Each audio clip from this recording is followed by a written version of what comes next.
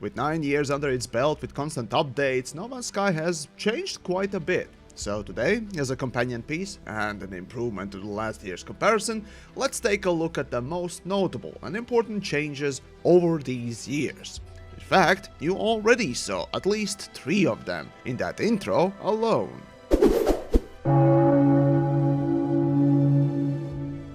We start off with the very beginning. The very first release of the game did not have any save slots or even main menu. It started with just initialize screen.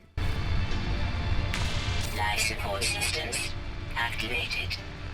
So if you wanted to have multiple saves, you literally had to take the files and copy-paste them. Thankfully, the community has made tools for that these days, but besides the point. Really, there wasn't even a main menu, so to get to options in the first place before you launched the game, you had to do the first initialize screen.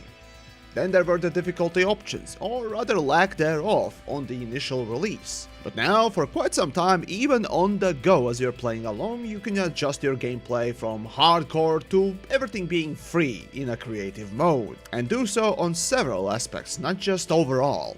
With Worlds 2 update though, they added an extra little addition called Abandoned Mode, taking out all the NPCs and a few other little things, if for some reason that's your thing.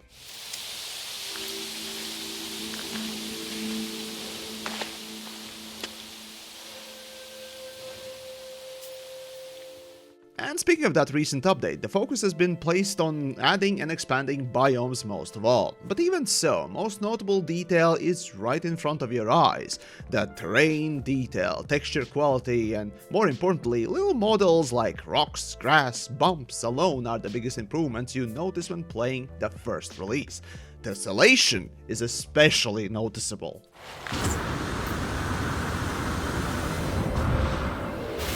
Now if we zoom out, the terrain of the original No Man's Sky was relatively unique, especially compared to all the other games at the time with literal planet tech, but even that was limited to certain heights and forms.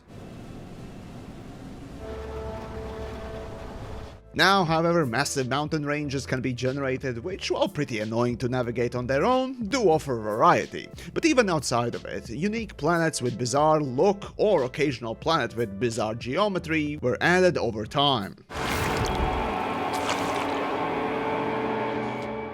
Now, unlike some poser games from backwards companies, swimming and diving was possible even in the initial release of No Man's Sky.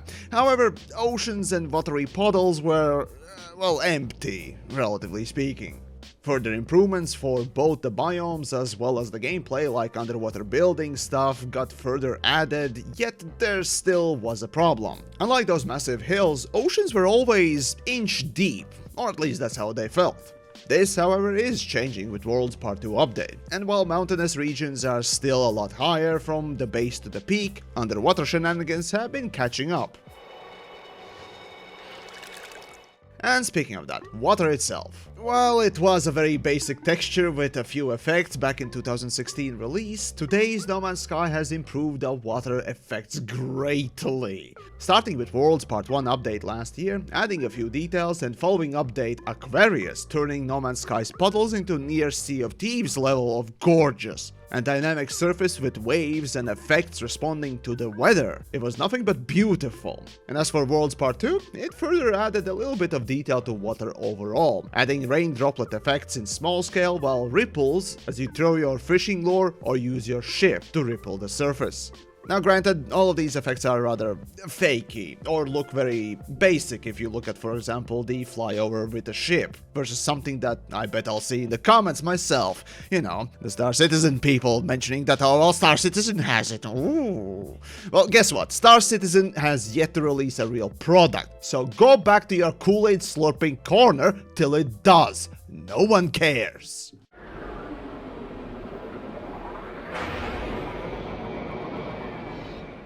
However, I didn't expect Hello Games of all of the people to incorporate, well, granted simplistic, but volumetric clouds in a big scale, let alone ones that actually feel incredible to fly through with a ship. Seriously, while these volumetric clouds were added around 2020 in Origins update, they still look incredible. And just to piss off Star Citizen fanboys, well, look at you guys still liking those 2D plane textures. as clouds, And speaking of shaders, what black magic are these? God damn it, I want to learn how they work. Anyways, last year I mentioned tool recharging and quick access menus, but inventory itself has improved over the years quite a lot. Not only in the way you upgrade it or upgrade your suit, ship, tools or other devices, but generally the space for all the crap has been steadily increasing over the countless updates. And now with Worlds Part 2 update, finally sorting has made its way onto the list of useful features. Though the funny thing about Worlds Part 2 update, not only the graphics on the launch were broken, but also sorting would probably delete a couple of things, at least that's what I've heard from the internet. Yay, jank!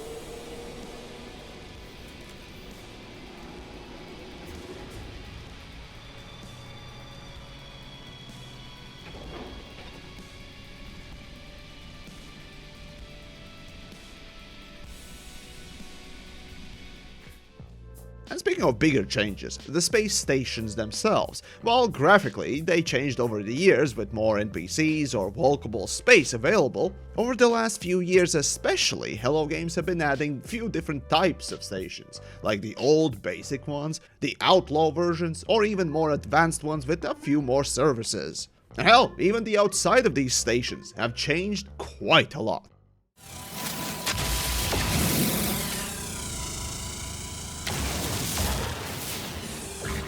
But hold on, all these upgrades and updates have to have some sort of cost, don't they?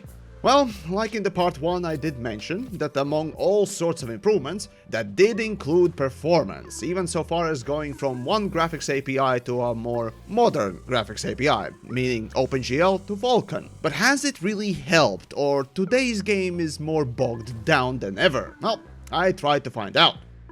To do a quick little test, I measured 3 separate new game initializations for both old and the new games. And the results are in. It's frame capped. Oh, god damn it. But the funny thing is that the first release had maximum FPS of 170, while today's frame limit is 240, for whatever godforsaken reason. I seriously despise this engine, but you know, that's a different story. Anyways. Now, frame time wise, we can gauge GPU busy, as in how long does it take for the GPU to finish work. And yeah, looks like the latest release is notably slower. Now, I ran this anecdotal test on lowest graphics settings to see the minimum hardware required, and sadly, that GTX 1060 you got back in 2016 when it was more or less fresh, will be struggling more with the modern No Man's Sky. But hey, thankfully, you can still load old versions and, I guess you could say enjoy the eye bleach that was the first release. At least you got more frames, but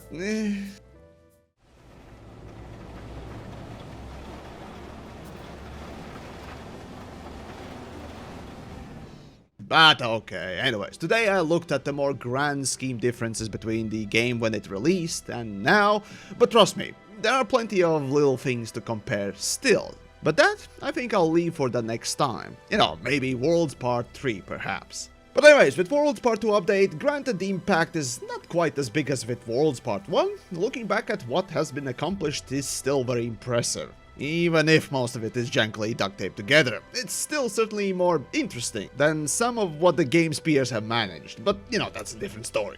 But anyways, do let me know down below in the comments which, in your mind, are the biggest changes. And while you do, I'll go back to gazing at clouds some more.